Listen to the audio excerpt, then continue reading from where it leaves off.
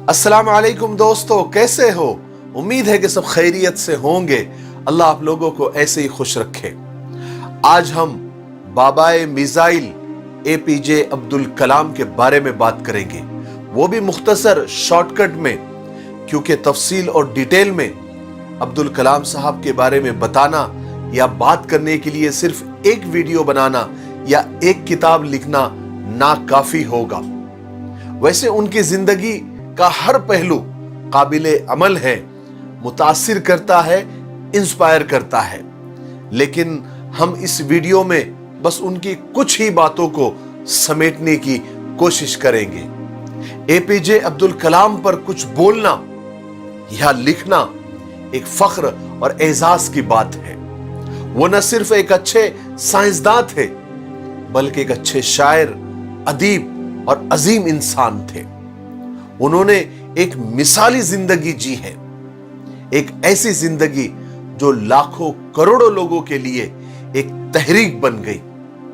ویسے تو ملک میں بہت سارے سائنسداں گزرے جنہوں نے اپنے میدان میں عظیم کارنامے انجام دیے، لیکن APJ عبدالکلام کی شخصیت ان سے بالکل الگ اور منفرد تھی۔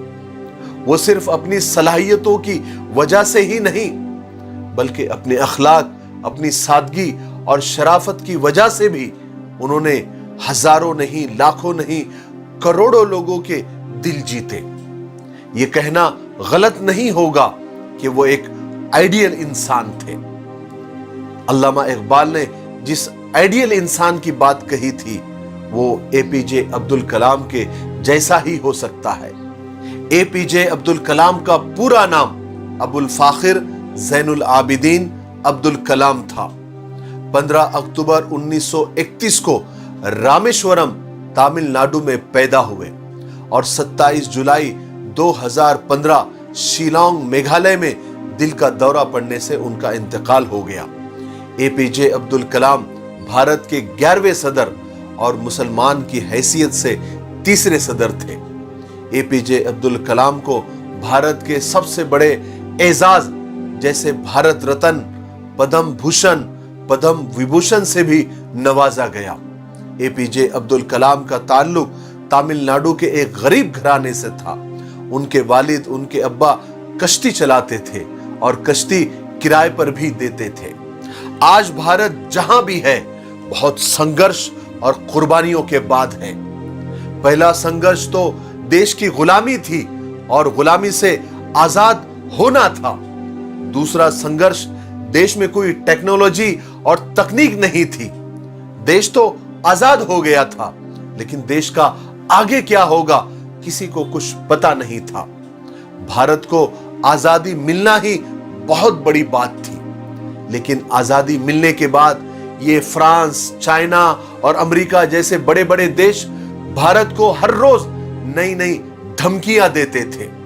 پھر بھارت میں ایک ایسے انسان کا جنم ہوا، ایک ایسا بچہ پیدا ہوا جس نے بھارت کو اپنے کندھے پر رکھ کر آج اس مقام پر کھڑا کر دیا کہ آج بھارت اور ہمارا پیارا ملک دنیا کی آنکھوں میں آنکھیں ڈال کر بات کر سکتا ہے۔ آج بھارت جہاں بھی ہے APJ عبدالکلام کے بہت بڑے یوگدان کی وجہ سے ہے، اور پوری دنیا بھی اس بات کو مانتی ہے کہ میسائل مین APJ عبدالکلام کی وجہ سے اپنا بھارت دیش، اپنا ملک رشیا، نارتھ کوریا، امریکہ جیسے بڑے بڑے ملک کو ٹکر دے پاتا ہے، کیونکہ کسی بھی دیش کی ویلیو اس کی ٹیکنالوجی اور اس کی تکنیک کی وجہ سے کی جاتی ہے، اور کلام صاحب نے بھارت کو ٹیکنالوجی دی، تکنیک دی اور جدید ہتھیار دیے، میسائل دیا، نیوکلیئر دیا اور بھارت کو نیوکلیئر پاور والا دیش بنا دیا۔ یہ باتیں بہت گرو اور بہت فخر کی ہے۔ میری طرح پورے دیش واسیوں کو اس بات پر گرو اور فخر ہے۔ جب بھی بھارت یا بھارت کے سائنسداں کوئی نیا ایکسپیریمنٹ کرتے تھے تو یہ بڑے بڑے دیش کے پیٹ میں درد ہوتا تھا اور وہ بھارت کو ایسا کرنے سے روکتے تھے اور نئی نئی پابندیاں لگا دیتے تھے، لیکن APJ عبدالکلام اور وکرم سارا بھائی اور ستیش دھون جیسے بڑے بڑے سائنسداں اپنے کام میں لگے رہے، ان پابندیوں کو نظر انداز کرتے رہے اور ان ملکوں کے رول کو اپنے پیروں کے نیچے روند کر وہ نئے نئے ایکسپیریمنٹ کرتے رہے جس سے بھارت کے پاس خود کا ہتھیار ہو، یہ ان کی ہمیشہ سے کوشش رہی۔ اے پی جے عبدالکلام نے بھارت کو بڑے پاورفل ہتھیاروں سے لیس کیا، جیسے اگنی میزائل، پرتھوی، روہینی اور بہت سارے سیٹلائٹ بھی دیے۔ ایسے ایک نہیں، انہوں نے سینکڑوں کارنامے کیے جو میں اس ایک ویڈیو میں جمع نہیں کر سکتا، اور ان سارے کارناموں کو کرتے ہوئے وہ کبھی خدا کو، کبھی اللہ کو، اپنے رب کو، اپنے پیدا کرنے والے کو نہیں بھولے۔ ڈاکٹر کلام ایک سچے مسلمان تھے، فجر کی نماز پابندی سے پڑھا کرتے تھے، قرآن پاک کی تلاوت بھی کیا کرتے تھے، اس کے علاوہ وہ دوسرے مذہب کی بھی عزت کیا کرتے تھے، بھگوت گیتا، بائبل اور تورات کا مطالعہ کرتے تھے، رمضان کے مہینے میں روزے رکھتے، راشٹرپتی بھون کی مسجد میں ختم تراویح میں شرکت بھی کرتے۔ انہوں نے درجنوں نغمے، اقوال اور کتابیں لکھی۔ آخر میں ان کی کچھ مشہور باتیں بیان کر کے اس ویڈیو کو ختم کرتا ہوں۔ نمبر 1 کہتے تھے، خواب وہ نہیں جو انسان سوتے ہوئے دیکھتا ہے، خواب تو وہ ہے جو انسان کو سونے ہی نہ دے۔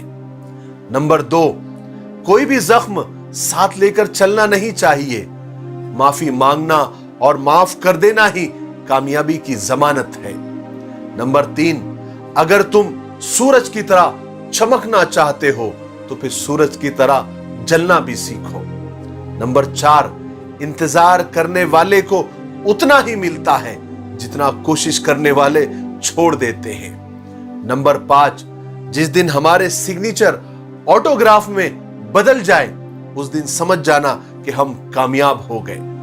نمبر 6، انسان کی زندگی میں مشکلیں آنا چاہیے کیونکہ کامیابی کا مزہ اٹھانے کے لیے یہ ضروری بھی ہے۔